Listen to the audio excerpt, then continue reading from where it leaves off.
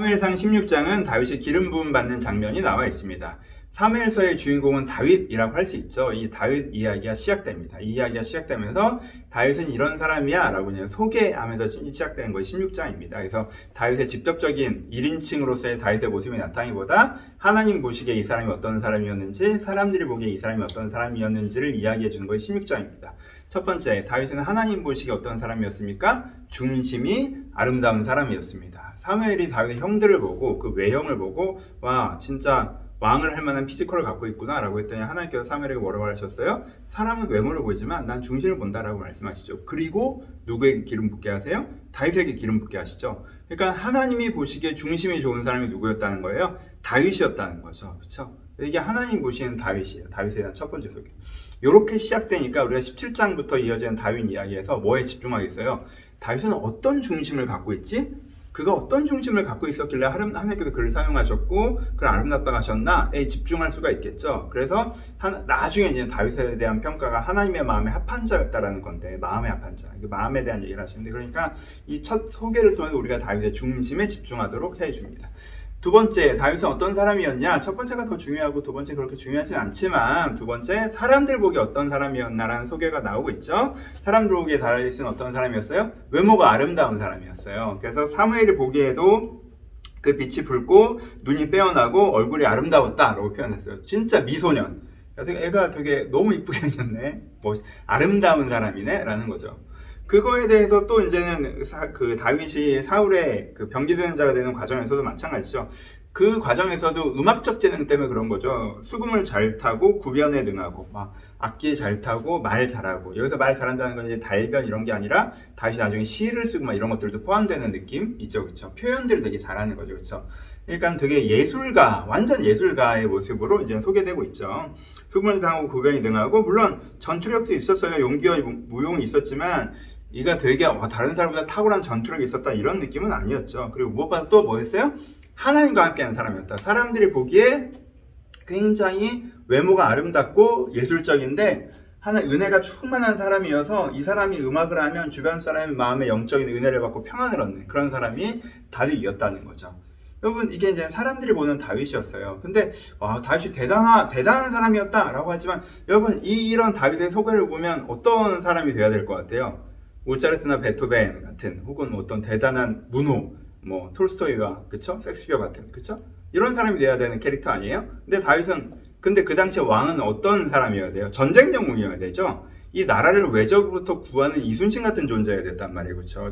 메가더 장군, 전쟁 영웅이 왕이어야 됐던 때예요. 그러니까 이 다윗의, 사람들이 보기에 다윗이 어떤 사람이었어라고 소개되는 캐릭터는 사실은 그가 왕을 할 만한 사람은 아니었어 라는 이미지도 분명히 있어요. 그래서 우리가 이 장면을 통해서 하나님께서는 각 사람에게 모양에 맞게, 그리고 그 사람이 어떠함에도 불구하고 하나님의 사람을 사용하셔서 쓰시는구나를 볼 수 있는 장면이기도 하다는 거죠.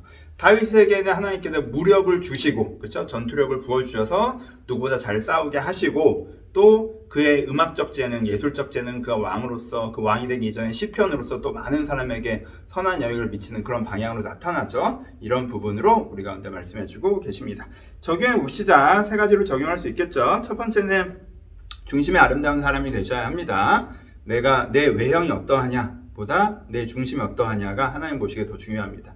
내가 여러분 회사 생활 잘하고 계시고 재정적으로 잘하고 계시고 여러분 업무 능력도 탁월하게 계신데 혹시 내면적으로 정서의 에너지를 잃어버리고 점점 지쳐가지는 않으십니까? 여러분들 내면은 옛날에는 좀 더 좋은 인격을 갖고 있었는데 그렇지 못하진 않습니까?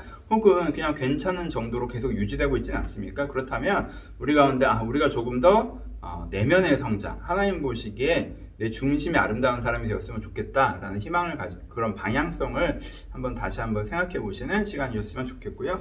또 하나는 나의 어떠함에도 불구하고 하나님께서 하나님 맞게 사용하신다는 것. 내가 내 재능이 A 쪽이어서 A에 맞게 사용하시기도 하죠. 하지만 내 부르심이 B라고 한다면 A도 사용할 수 있게 했지만 B를 보충하셔서 또 B로 더 쓰신다는 것. 그래서 하나님께서 나를 되게 다양하게 사용해 나가신다는 것도 생각해 보셨으면 좋겠어요. 난 이런 기질, 이런 성향의 사람이니까 이렇게 살 거야. 난 예술가 기질이야, 이렇게 살 거야. 뭐 그게 더 좋기도 하고 그게 더 적절할 때도 있지만 예술가 기질인 다윗을 이쪽으로 사용하시잖아요. 그때는 부족한 것을 채우시고 또 예술가 기질로서 해야 될 것들을 더 펼치게도 하시잖아요. 그러니까 기질과 역량, 재능 이런 거에 나를 제한하기보다 하나님과 함께 하나님의 부르시는 곳에서 쓰임받는 것에 대한 고민들도 필요합니다. 세 번째는 여기서 이제 부속인물이긴 하지만 이새와 사무엘도 한번 생각해 볼 수 있겠죠. 이새를 묵상해 보세요. 다윗이 자기 아들이었지만 정말 아름다운 사람이었는데 알아보지 못했다고 해야 되나? 그래서 사랑할 만한 사람을 제대로 사랑해 주지 못했죠. 그래서 이새를 통해서 내가 좀 인간적인 생각에 사로잡혀서 뭐 큐티적으로 가면 내가 덜 중요하게 생각해도 되는 걸 더 중요하게 생각하고 정말 더 중요하게 생각하는 걸 놓치고 있지는 않은지 이새를 보면서 좀 묵상해 볼 수 있을 것 같고요. 사무엘을 보면서도 묵상해 볼 수 있는 건 다시 시작하는 거. 사무엘에게선 두 번의 좌절이죠. 자기는 치세를 정말 잘했어요. 그래서 아들들에게 이 나라를 꾸려가려고 또 아들들 얼마나 마음을 다해 키웠겠어요. 그래서 가르쳤을 거 아니에요. 근데 그 아들들이 실패하고 현재 사울을 세웠는데 사울이 또 그렇게 되고 그러니까 내가 다음 세대를 일으켜야 되는 사람으로서 큰 실망감 왜 이렇지? 라고 되게 마음이 무너져 내려 있었는데 하나님께서 사무엘에게 어떻게 하세요? 다시 시작하라고 하시죠. 사무엘이 굉장히 큰 격려이기도 하고 도전이기도 했을 것 같아요. 그래서 여러분들 사무엘 목사 큐티적으로 가면 여러분들 뭐가에서 실패하고 나름대로 기도하면서 했는데 실패가 반복됐다 할지라도 거기를 마지막 자리처럼 생각하지 마시고 하나님과 함께 다시 시작하는 것도 사무엘의 모습을 통해서 묵상해 볼 수 있을 것 같습니다. 이제는 다윗 이야기가 시작됩니다. 여러분들이 너무너무 잘 알고 있는 이야기들이 진행되죠. 하지만 이번 기회에 좀 더 깊게 살펴본다고 생각하시고 함께 묵상해 보셨으면 좋겠습니다. 감사합니다.